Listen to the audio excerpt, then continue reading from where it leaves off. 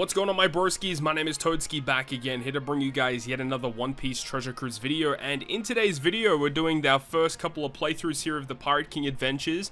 Gone ahead and done a couple runs, tried to perfect a team that is able to beat the early levels pretty efficiently, whilst using some like boosted characters that I would say are somewhat accessible. So we'll go through it once we get to the final boss, of course. The Ace character is kind of interesting. I feel like as it stands right now, this Ace unit is not very good.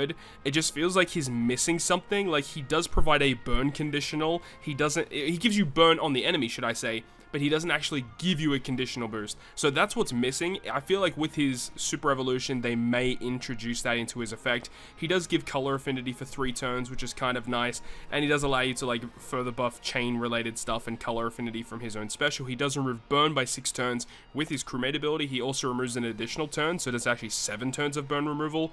He does give some cooldown reduction. He's an okay unit. He does have hunger as a potential ability, which could be a key reason why he may see play in the future. But of course, go ahead and pick him up. Remember that the next treasure map where he super evolves, they are titling it as a super treasure map, so we have no idea how that's going to work yet. But we'll wait and see. It is a little nervous, of course, and a little bit nerve-wracking. But as I said, we're going to do a first playthrough here. We're at level 48 right now. I've landed on Zora once. Hopefully Zora appears once again, so we can further increase the defeat level of this boss. He does appear, but I don't know if I actually have enough sake bottles to actually increase the level. I do. Okay, perfect. So we can raise the boss level by 2, which is better than nothing, I suppose. What else do I want to land on here? So usually in the early levels, I like to get like the favorites hexes, because these ones will give you the chance at landing sake bottles. If you can't land on those, then landing on the favorites, or the treasure chest, to increase the Zora statue levels is also kind of important to do as well. So I guess at this point, I'm not going to land on Whitebeard because I'm not even using any of the high boosted units anyway. The turtle is tempting, but I think I want to level up Zora as soon as I possibly can, by this point anyway. So I think I am going to go ahead and challenge Arlong. So I am just using a team that has like as many of the top boosters that I possibly can. So I'll show you guys the team that I'm using to auto farm these bosses. So these teams are not optimal in any way, but the thing is like there's like a lot of paralysis for these mini bosses in these low levels. So I'm just using this team. Like, it's not the fastest team to get it done, but it's the best team I can build in terms of multipliers for turtle drops. And that's basically the whole reason why we do what we do. So we'll go ahead and leave this on auto, let it run, and then we'll pick things up once this has been defeated.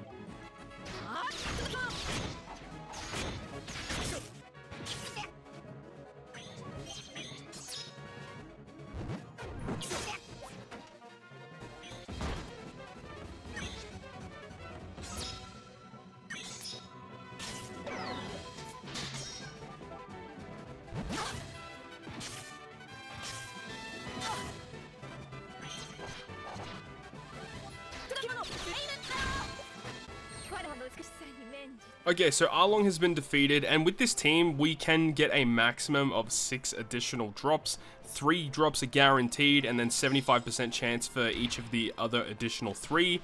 So we get 4 additional drops this time around, so that's pretty unlucky, but look, it is what it is. I'm not really too concerned about these mini bosses. It's more of just a little hurdle to jump over before we reach the final boss. We'll go ahead and pick up the 5 Daimyo Turtles. I need as much EXP as I can possibly get, honestly. Alright, we'll land on these gold chests now. Hopefully we get some Zora statues or Sanji. Sanji's the other one you want to level up because the bosses are strength this time around. So leveling up your Sanji to give further buffs to quick is pretty ideal. I think Luffy gives quick buffs as well, right? Am I tripping? Yeah, no, I think Luffy does strength and quick. I can't remember exactly, but either way. Favorite hex, we got a sake bottle, which is good. And we got one more favorite hex before the boss. 2 sake bottles. Awesome. So the Zora was for free this run, which was fantastic. Okay, so we'll go ahead and land on Ace. We get the further level 2 buff and the normal buff from defeat level. So level 53 is going to be what we're challenging. So the team that you will be seeing in this video will be able to clear from up until level 59. This is the squad that we have to defeat up until level 59. Of course, when you get to level 60 and above, the gimmicks slightly change, which make this team not as optimal for the content. So I haven't actually tested and seen if it actually does clear. I'm pretty sure it doesn't though, just due to what happens on the final stage. So this team does use a bunch of boosted units, of course, because you want to use as many boosted units as you possibly can, especially on the lower levels, because you should be able to do it. And then we're using Shanks as our friend captain just to deal with the special bind that gets hit on stage 3. And also, by using Shanks's dual captain effect, we can get through resilience on stage 4. And then the rest of the units on this team are essentially free to play. Like Boa Hancock, for example, she is available from the Rumble season, and you can super evolve her from the previous Kizuna season. Frankie's free, Blackbeard's free, Mihawk and both Arlong are the most recent PKA units. So this is a pretty accessible team to beat up until level, 59? And then you just need a Luffy support on Frankie. It literally can be any Luffy at all, right?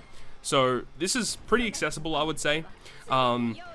Now, in terms of getting through this content, the only real thing that we need to worry about is doing like a couple of turns of stall, because obviously Redhead Pirates are not going to be available for their special yet.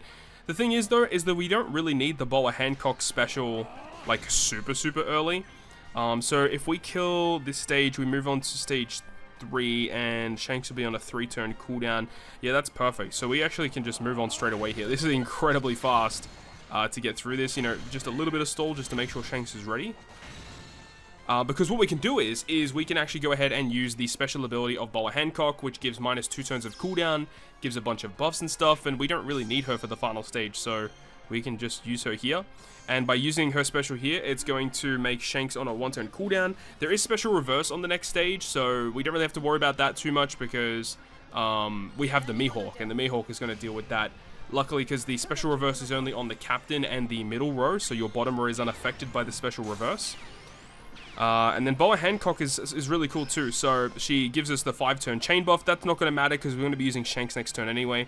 But we're going to go ahead and use Frankie special. Frankie, as I said, is here for getting rid of the damage reduction. This content has a lot of damage reduction, so Frankie helps us get around that, at least for this stage. And then we'll go ahead and switch with Redhead Pirates because it gives us a bit of a damage bonus. We can kill that very efficiently, very easily.